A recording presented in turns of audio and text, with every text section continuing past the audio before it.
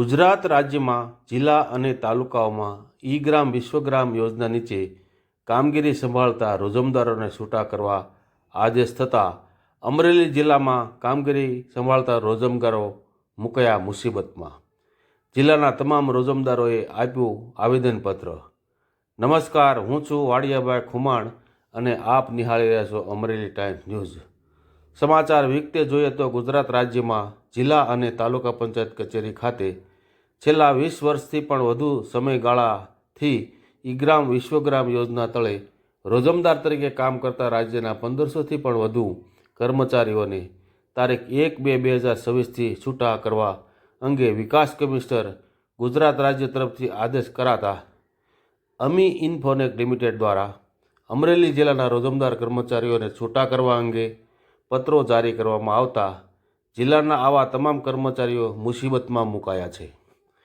આ હંગામી કર્મચારીઓ દ્વારા ગ્રામ પંચાયત સ્તરે ઈ ગવર્નન્સની કામગીરી, નાગરિકોને ડિજિટલ સેવા ઉપલબ્ધ કરાવી, ઓનલાઈન પ્રમાણપત્રો આપવા, વિવિધ સરકારી યોજનાની અમલવારી, ટેકનિકલ સહાય, ગ્રામ્ય જનતાને માર્ગદર્શન આપવાનું, તે ઉપરાંત તેઓ ડિઝાસ્ટર, ઇલેક્શન, પંચાયત, વહીવટી અને મહેકમને લગતી તમામ કામગીરીઓ સંભાળે છે.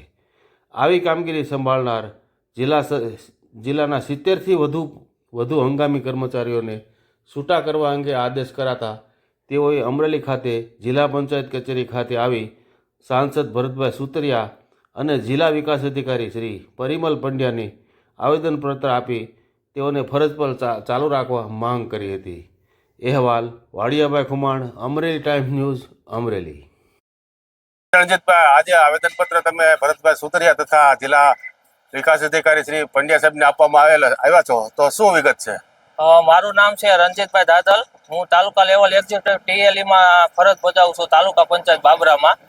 અને આ બધા મારા સહમિત્રો છે જે તાલુકા પંચાયતમાં ટીએલઈ છે, MIS ઓપરેટર છે અને 15માં નાણાં પંચના ટેકનિકલ સ્ટાફ છે. જેઓ 2008થી ઈ-ગ્રામ વિશ્વગ્રામ યોજના મોદી સાહેબે જે લોન્ચ કરી, માનનીય યશસ્વી વડાપ્રધાન શ્રીએ જે અમરેલીથી લોન્ચ કરી, ત્યારથી અમે ફરજ ઉપર છીએ. અને સરકારશ્રીની તમામ યોજના જે ગામડાના વિસ્તાર સુધી પહોંચાડવી છે, તમામ યોજનાનો અમે કામગીરી કરવી છીએ. તો અમને અચાનક જ લેટર આવી અને છૂટા કરી દીધા છે તમામને. ગુજરાત રાજ્યમાં 1500 જેટલા કર્મચારીને છૂટા કરી દીધા છે. કંપની આર્મી ઇન્ફોટેક કંપની છે. એનો લેટર આવ્યો છે કે સરકારશ્રી તરફથી અમને લેટર મળ્યો છે, તમને 1 તારીખથી છૂટા કરવામાં આવે છે.